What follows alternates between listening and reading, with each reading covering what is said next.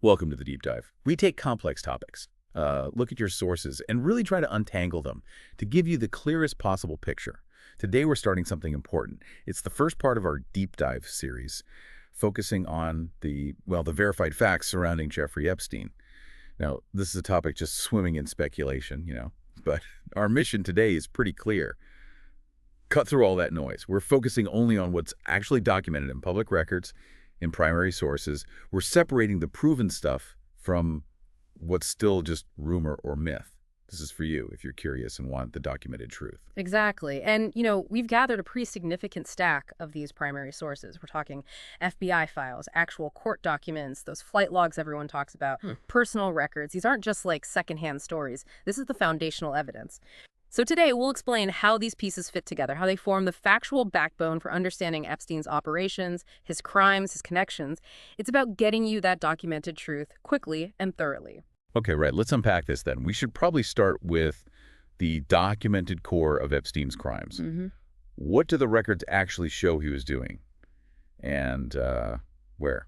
Well, the big one, legally speaking, is the Florida plea back in 2008. He pleaded guilty. Felony solicitation of prostitution and, critically, procurement of minors to engage in prostitution. That's in the record. And the nature of the abuse itself, what did that look like according to the documents? The records detail him paying dozens of girls, many underage, we're talking 13 to 17 years old, documented cases, paying them cash for nude massages, masturbation, oral sex, intercourse, all happening at his Palm Beach mansion. And like you said before, these weren't random. The documents show they were scheduled meticulously by his staff. Scheduled, wow. And the geographic scope you mentioned, it wasn't just Palm Beach, was it? No, not at all. That's what's really striking when you look at the filings. Records show abuse involving over 30 minor girls, specifically naming Jane Doe 1 and Jane Doe 2 in some documents. And it stretched way beyond Florida. New York City, New Mexico, the U.S. Virgin Islands, even overseas, Paris, south of France, California. So this wasn't just, a local problem. It really paints a picture of a global, highly organized network. Leveraging his wealth, presumably, to operate across borders like that. Precisely. And the records also state he directed others to abuse, used paid employees to find and bring girls to him, and that he worked in concert with others for his own sexual gratification and theirs. It points to a conspiracy. And the initial investigations back in the mid-2000s? Yeah. They ran into trouble, right? Absolutely. The Palm Beach police investigation officially kicked off July 24, 2006. There were documented attempts to even interview Epstein. They contacted his attorney, Gus Fronston, way back in November 2005. And during the search of his mansion, I remember reading something about computers. Yeah, that's in the police reports. They secured a CPU, a computer tower, in one room. But in another room, the garden room, they found a monitor, keyboard, mouse, but no CPU. And the cables are just, pulled out from where a computer obviously had been. It certainly raises flags about potential evidence tampering. Definitely sounds like it. And they were watching the place, too. Surveillance logs noted different cars coming and going, a red Explorer, green Explorer, gray Altima, white Ford truck, black Mercedes. And they were digging into phone records. Subpoenas went out for numbers connected to his associates, like Sarah Kellen. They managed to link specific numbers, like Haley Robson's, to a victim who was brought to the Epstein house to, quote, work. It shows how they were trying to map the network. So these records, the police reports, the subpoenas, they start building that factual picture. Exactly. And that brings us to the primary sources that really form the bedrock for this whole deep dive. Let's talk about those flight logs first. They get a lot of attention. Right, Ghislaine Maxwell's initials. GM. They appear over 300 times on the logs from Epstein's private planes. Over 300. That frequency alone, it just flags her as this constant presence. It underscores how deeply involved she likely was operationally. And other notable passengers are listed too. Yes. The logs document passengers like President Trump and his family on some flights. That's documented. But what's also interesting is what's missing sometimes. Virginia Giuffre's travel records, for example, were found to be incomplete in some court filings. Like, there was no record of how she supposedly got to Addison, Texas, or how she got back to Palm Beach from Pine Bluff, Arkansas. Even though Epstein's plane was recorded making other related trips, those gaps are interesting. Okay, so flight logs give one angle. What about the Black Book? That's another thing that gets thrown around a lot. Right, the Black Book. Huge speculation around that. But, an official FBI memo, fairly recently unsealed, confirms it's basically a contact book. It's not a client list for blackmail, despite all the theories. That's a key distinction based on that FBI source. But it does show connections, right? Influential people. Oh, definitely. It lists connections, like former Lazard employees Roger Barnett, Eva Lorenzardi, Todd Meister, and Todd Meister's father, Robert Meister, that's reportedly who introduced Epstein to Les Wexner. Ah, the Wexner connection.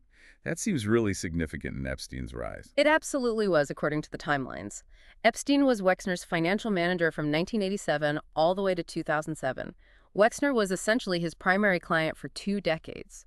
Wexner even sold his huge New York townhouse to Epstein in the mid-90s, granted him power of attorney back in 91, and put him on the board at the Wexner Foundation as a trustee. So deep financial ties. Wexner invested heavily with him too, didn't he? $1 billion, according to some notes and reports. Wexner invested $1 billion with Epstein's company. However, it's crucial to look at the findings of an independent review of the Wexner Foundation itself. That review found Epstein made 0 financial contributions to the foundation. It also documented $46 million transferred from Epstein's entities to a Wexner-related fund, described as a partial repayment for funds Epstein apparently misappropriated from the Wexner family. So misappropriated funds, not donations. Correct. The review stated Epstein played no meaningful role in the foundation's actual budget or finances, and, critically, it found no evidence he used his foundation ties to commit sexual assaults.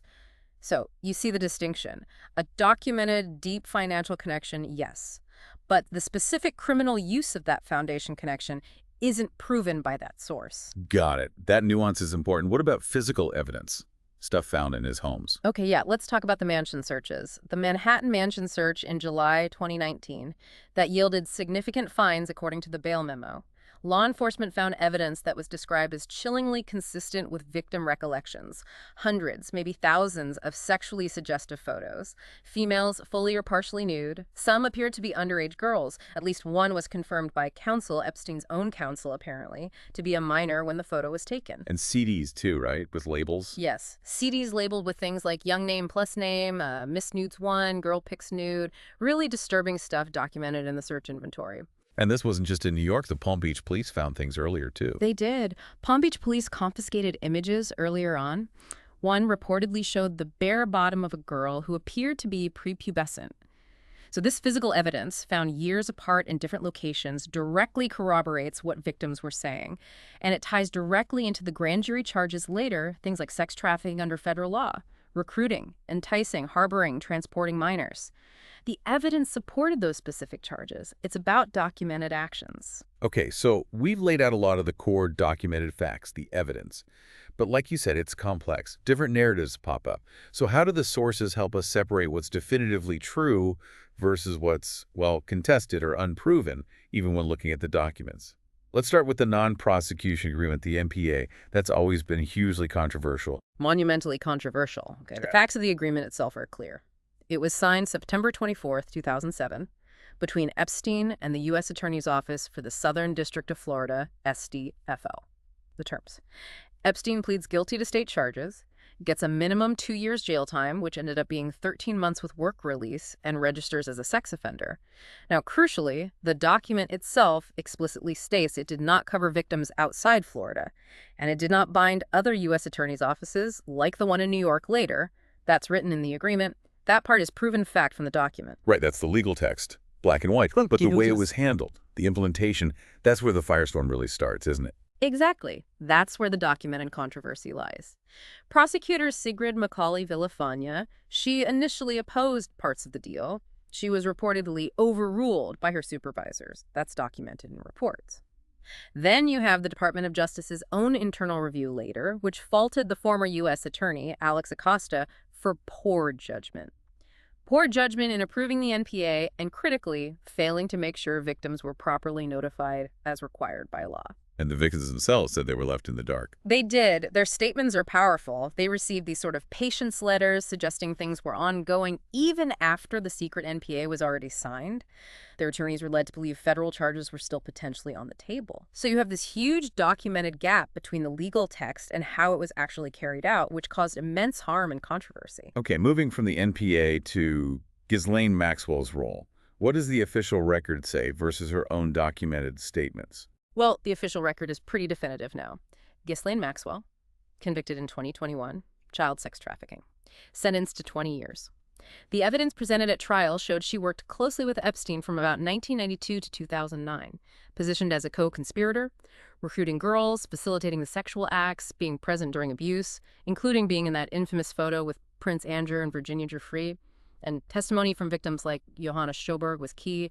Sjoberg testified Maxwell asked her to take naked photos for Epstein, even implied she should finish the job, meaning bring Epstein to orgasm. These are court-verified findings. But Maxwell herself denied much of this in her depositions and statements, right? Completely.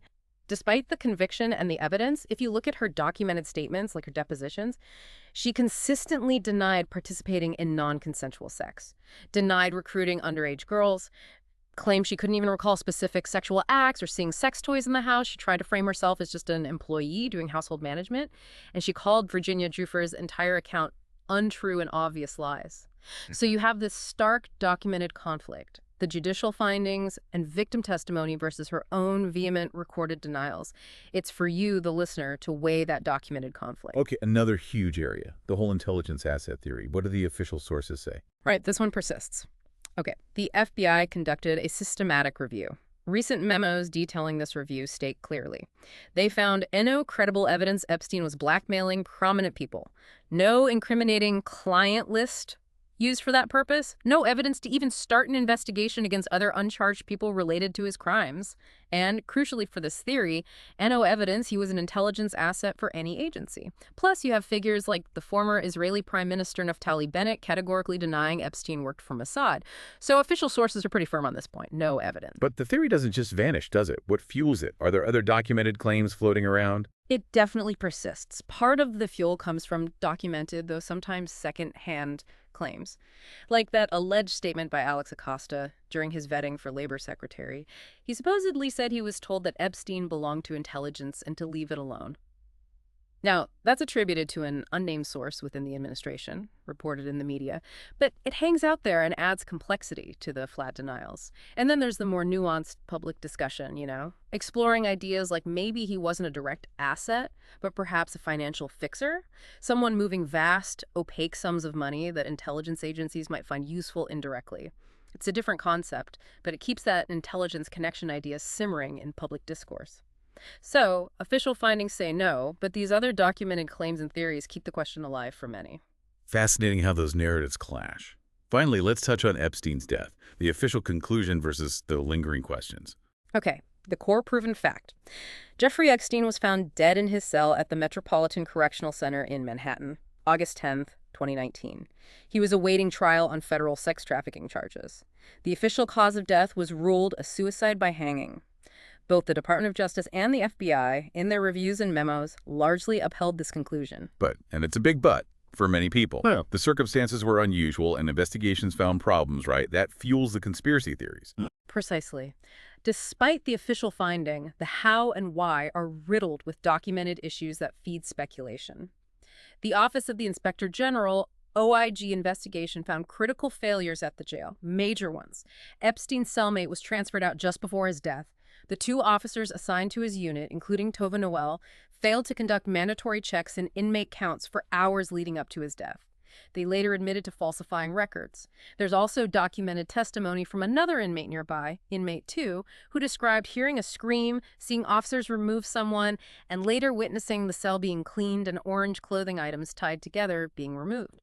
So even with the official suicide ruling, these documented deficiencies, these unanswered details, they create gaps, and those gaps are, as you said, inevitably co-opted by conspiracy theorists. It shows the gap between an official conclusion and public acceptance when things seem off. It really does. So, stepping back, all this leads to the question, how did he operate like this for so long? What resources did he have? The sources make it abundantly clear. Vast, almost unimaginable wealth. He had at least 6 known residences. 2 in the U.S. Virgin Islands, one being his infamous private island, Little St. James, plus homes in Palm Beach, Florida, Paris, France, New York City, and Stanley, New Mexico. Just the NYC mansion was valued at over $77 million. The Palm Beach estate, over $12 million. We're talking enormous assets. And private travel. Yes, private planes, plural. which the bail memo explicitly mentions facilitated his international travel, his abuse, and contributed to that transient lifestyle that made him such a flight risk. And it wasn't just money and property, was it? It was legal firepower, too. Absolutely. The DOJ report on the MPA mentions his extensive team of prominent attorneys who fought tooth and nail. His defense was described literally as a many million dollars defense.